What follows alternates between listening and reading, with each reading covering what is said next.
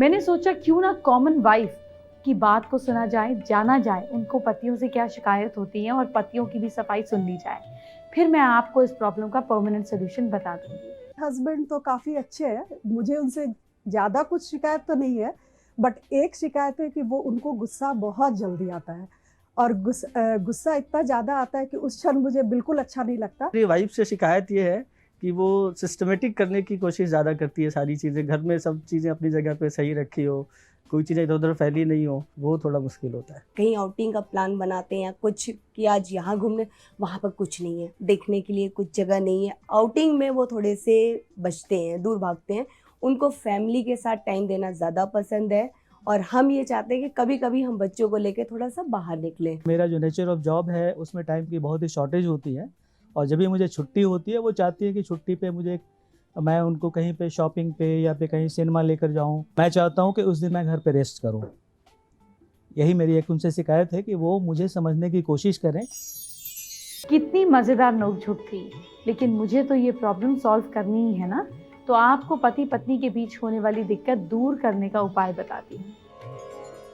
मंगल दोष की वजह से शादीशुदा जिंदगी में कलह या तनाव होता है। ऐसे में पति या पत्नी या फिर दोनों मंगलवार का व्रत करें और हनुमान जी को लाल बूंदी सिंदूर का छोला चढ़ाएं। तंदूर की मीठी रोटी का दान करें। मंगलवार को 7 बार एक एक मुट्ठी रेवड़ियां नदी में प्रवाहित करें। जरूरतमंद लोगों को मीठा भोजन दान करें। मंगल और केतु के बुरे प्रभाव से मुक्ति के लिए ब्लड डोनेशन कीजिए। चांदी का बिना जोड़ वाला छल्ला धारण करें। इससे कुंडलियों के मांगलिक दोष दूर होते हैं। पति पत्नी के बीच आपसी प्रेम बढ़ता है। अगर पति आपसे मारपीट करते हैं तो हर रविवार को अपने घर और बेडरूम में गूगल की धुनी देनी चाहिए। धुनी देने से पहले पति के साथ अपने संबंधों के लिए दिल से प्रार्थना करें। फिर देखिए मैं बोल रही हूँ जो आपके पति से आपके संबंध कितने सुधर जाते हैं। अब आपको एक दर्शक के सवाल का जवाब बता देती हूँ। दर्शक ने मुझसे दिशा शूल पर सवाल किया था। ये बहुत अच्छा सवाल है, आप भी इसकी पूरी इंफॉर्मेशन आपको देना चाहती हूँ, ध्यान से सुनिएगा। दिशा शूल आखिर होता क्या है? दिशा शूल समझने से पहले हमें 10 दिशाओं का ज्ञान होना चाहिए।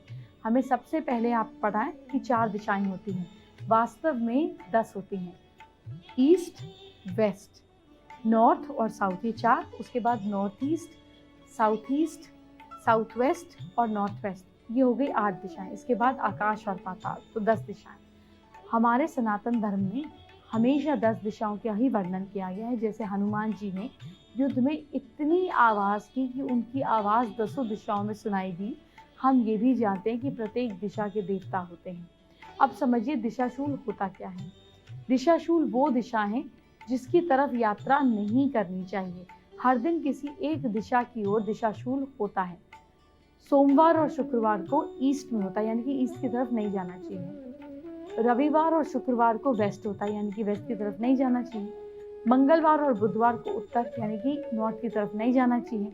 और थर्सडे को दक्षिण, यानी कि साउथ की तरफ नहीं जाना चाहिए। सोमवार और गुरुवार को दक्षिण पूर्व नहीं जाना चाहिए।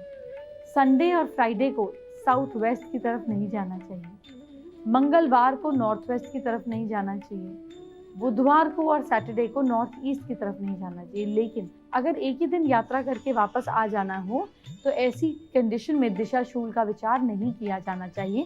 लेकिन अगर कोई ज़रूरी काम हो और उसी दिशा की तरफ यात्रा करनी पड़े जिस दिन वहाँ दिशाशूल हो, तो उपाय करने से यात्रा आपको बेटर रिजल्ट देगी। जैसे संडे को दलिया और घी खाकर निकले, मंडे को शीशा देखकर निकले, मंगलवार को गुड़ खाकर निकले, बुधवार को तिल धनिया खाकर निकले, थर्सडे को दही खाकर निकले, शुक्रवार को जौ खाकर निकले, शनिवार को अदरक और उड़द की दाल खाकर निकले।